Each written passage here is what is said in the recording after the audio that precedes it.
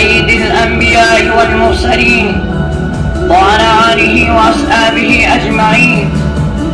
أما بعد، آگ ہے اولاد ابراہیم ہے نمرود ہے، آگ ہے اولاد ابراہیم ہے نمرود ہے. کیا کسی کو پھر کسی کا امتحان مقصود ہے؟ صدر محترم، حاضرین جلسہ، حضرت ابراہیم علیہ السلام خدائے بزرگ و برتر کے جلیل القدر پیغمبر تھے.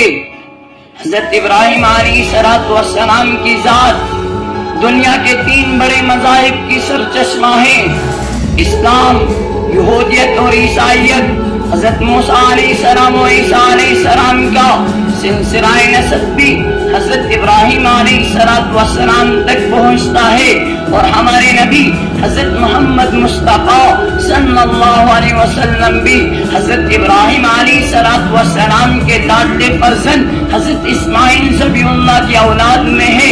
حضرت ابراہیم علیہ السلام کا باپ آزر بہت بڑا بت پرست اور بت ساز تھا. خدا کی قدرت دیکھیے کہ اس نے بت ساز کے گھر میں بت شکن پیدا کر دیا. مشرک باپ کا بیٹا موحد بتوں کے آگے سر جھکانے والے کا، رکھتے جگر خدائے واحد کے آگے سر بسجود ہونے والا، اپنے ہاتھوں سے پتھروں کو تراش کر مورتیاں بنانے والے کا نور نظر، مورتیوں کا دشمن. سچ ہے کہ اللہ کی قدرت کے سامنے کوئی چیز ہے نہیں. وہ چاہے تو شیطان کے گھر میں نبی پیدا فرما دے، اور چاہے تو نبی کے گھر میں شیطان پیدا کر دے. حضرت نوح علیہ السلام نبی تھے، اور ان کا بیٹا بت پرست و مشرک تھا.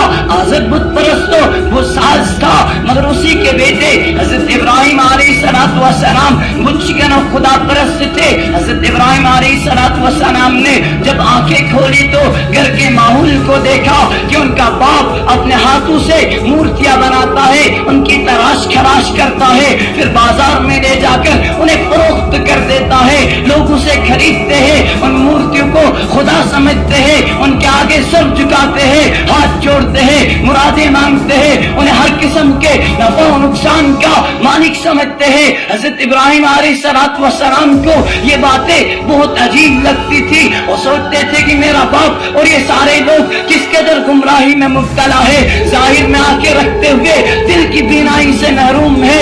بصارت تو ہے لیکن بصیرت نہیں، کان تو ہے لیکن گوشت مایوس نہیں. ان کے پاس دل بھی ہے، دماغ بھی ہے، بظاہر عقل و شعور بھی ہے، پر کتنے بے شعور ہے کہ اپنے سے کمزور کی پرستش میں لگے ہیں. اپنے ہاتھوں سے بنائے ہوئے بتوں کو خدا سمجھتے ہیں، جو اتنے کمزور ہے کہ مکھی بیٹھ جائے تو اسے بھی ہٹا نہیں سکتے، سامنے رکھی ہوئی چیز کو کھا نہیں سکتے، کسی کی طرف قدم اٹھا کر چل نہیں سکتے. کہنے کو ان بتوں کے پاؤں بھی ہے، ہاتھ بھی ہے، کان بھی ہے، زبان بھی ہے، چہرہ مہرہ بھی ہے. بظاہر تو سبھی کچھ ہے، مگر صرف دیکھنے اور دکھانے کے لیے حقیقت میں کچھ نہیں. حقیقت میں صرف ایک بے جان اور بے حیثیت پتھر ہے، جس کو عقل کے اندھوں اور شعور و فہم سے لابلد انسانوں نے اپنا خدا تصور کر رکھا ہے. کتنی بڑی بھول میں انسان مبتلا ہے، کتنی بڑی گمراہی میں کر کے ہے. ایسے ہی لوگوں کے متعلق ارشاد ربانی ہے: لہم قلوب لا یفقہون بہا،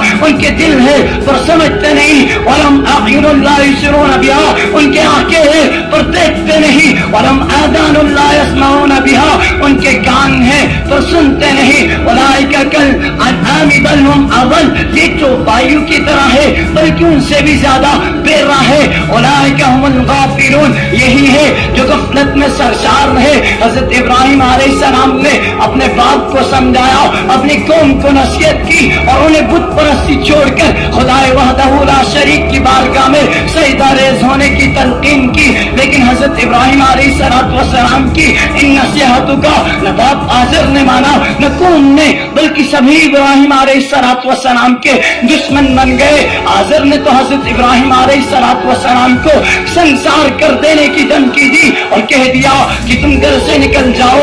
حضرت ابراہیم علیہ السلام نے باپ کو سلام کیا، گھر سے نکل گئے، اور جاتے جاتے یہ بھی کہہ گئے کہ میں اپنے پروردگار سے تمہاری بخشش کی دعا کرتا رہوں گا، میرا رب مجھ پر بڑا مہربان ہے. ممکن ہے تمہیں بخش دے. اب میں تمہیں بھی چھوڑ رہا ہوں اور تمہارے ان تمام معبودوں کو بھی جنہیں تم خدا کے سوا پوجتے ہو. حضرت ابراہیم علیہ السلام کی قوم کواکب پرست تھی, چاند تاروں کو بھی اپنا معبود سمجھتی تھی. حضرت ابراہیم علیہ السلام نے چاند ستاروں سے بھی اپنا دامن چھڑایا اور معبود واحد سے اپنا رشتہ عبدیت جوڑا, لیکن اس کے لیے انداز اتنا عجیب و غریب اختیار کیا کہ چاند سورج اور ستاروں کے آگے سر بسجود ہونے والی قوم کی گمراہی کھل کر سامنے آ گئی. تاروں بھری رات تھی, ایک ستارہ نہایت روشن و تابناک تھا. حضرت ابراہیم علیہ السلام نے فرمایا ہذا ربی, یہ میرا رب ہے. جب وہ وقت مقررہ پر ڈوب گیا تو حضرت ابراہیم علیہ السلام نے فرمایا لا احب الافرین, میں ڈوبنے والوں کو پسند نہیں کرتا. جو ڈوب جائے اور اتنا مجبور ہو کہ وقت مقررہ سے ایک دو گھڑی بھی ٹھہر نہ سکے, وہ خدا نہیں ہو سکتا.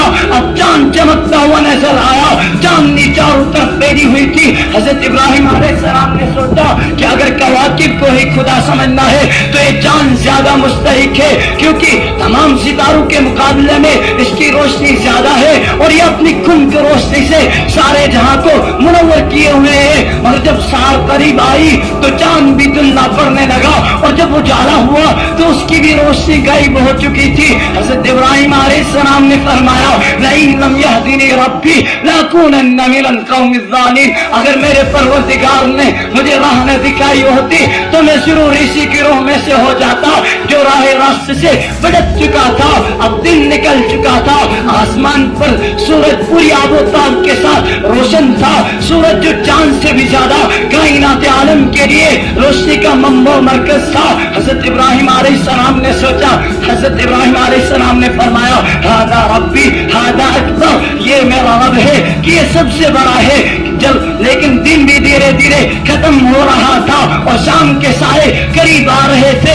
شب دیجو رات پہنچی, سورج بھی اپنا منہ چھپا کر مغرب کی طرف روپوش ہو چکا تھا. حضرت ابراہیم علیہ السلام نے فرمایا یہ بے کس اور مجبور و بے کس چاند سورج اور ستارے خدا نہیں ہو سکتے, لہذا یا قوم انی بریء مما تشرکون انی وجہت وجہی للذی فطر السماوات والارض حنیفا وما انا من المشرکین. اے میری قوم, میں ان تمام سے جن کو تم اللہ کا شریک ٹھہراتے ہو بیزار ہوں, اور میں نے ہر طرف سے منہ موڑ لیا ہے اور صرف اس ہستی کی طرف